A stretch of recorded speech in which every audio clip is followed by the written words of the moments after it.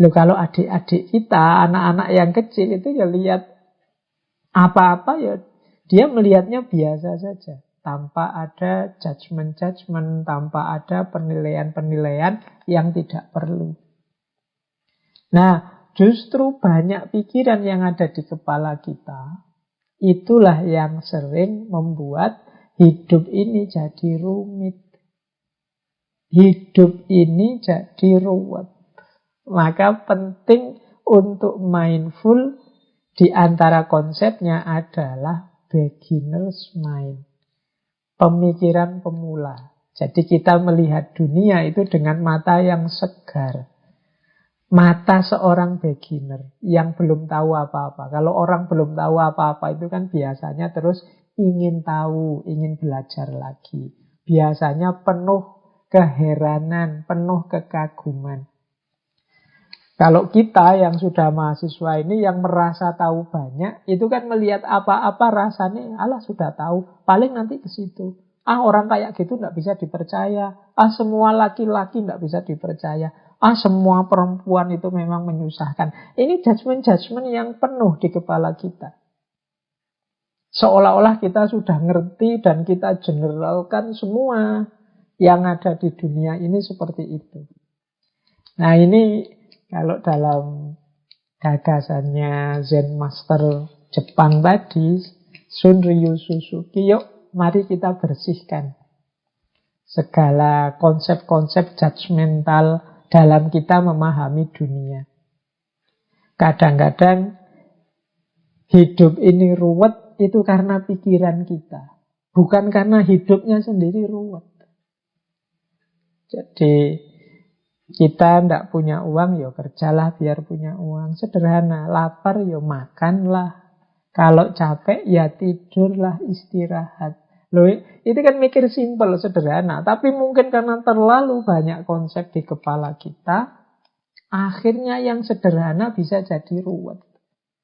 Ngantuk ya tidurlah terus. Wah, Pak, ini masih jam berapa, Pak?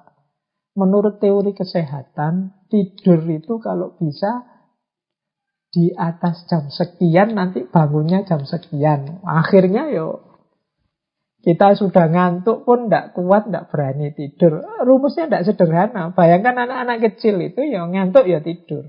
Sederhana, selesai. Dia tidak peduli dalam situasi apa, yang ngantuk ya tidur. Lapar ya minta makan.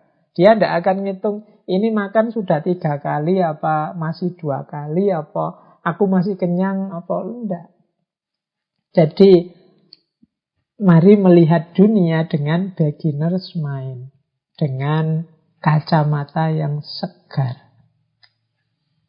Orang yang menggunakan beginner's mind, dia hidup dengan penuh rasa ingin tahu, hidup dengan penuh rasa syukur, hidup dengan penuh kekaguman terhadap segala yang terjadi di sekeliling kita. Selama ini kita lebih sering bergaya sok tahu.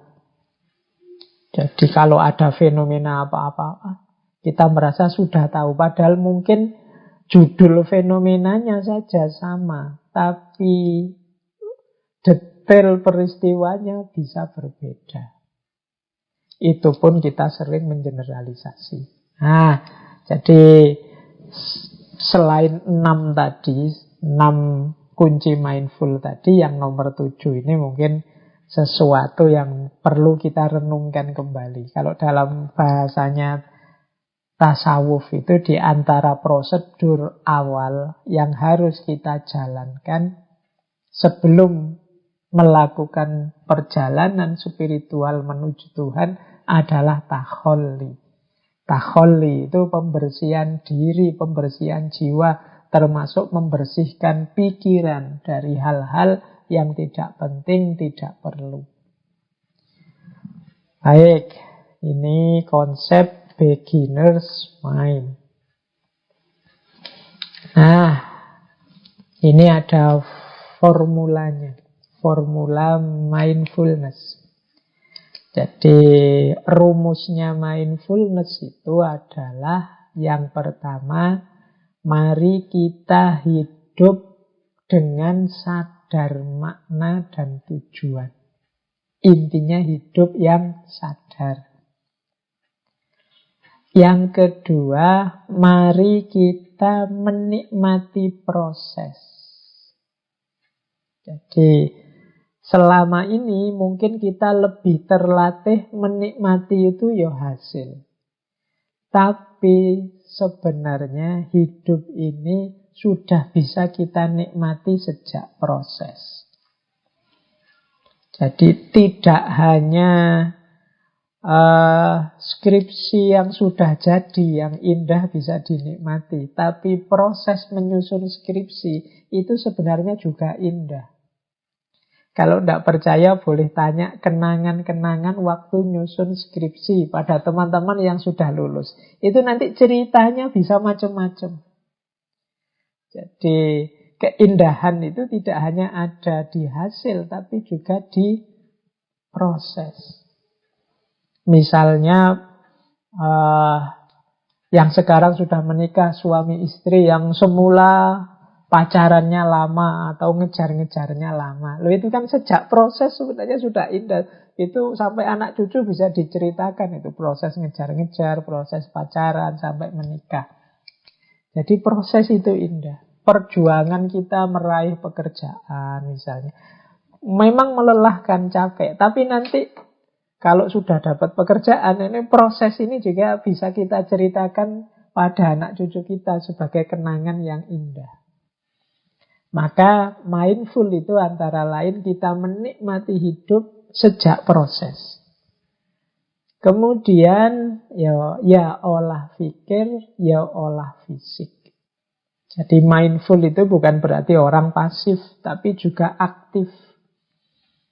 Jadi hidup ini memerlukan keterlibatan fisik kita, keterlibatan pikiran kita sepenuhnya.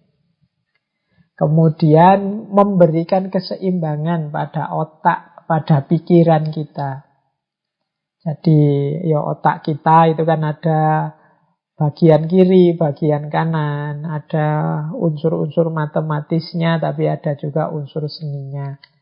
Otak juga diberi keseimbangan, ada istirahatnya, ada dipakainya. Kita tahu porsi-porsinya, jangan sampai overthinking, jangan sampai tidak dipakai sama sekali, dan lain sebagainya.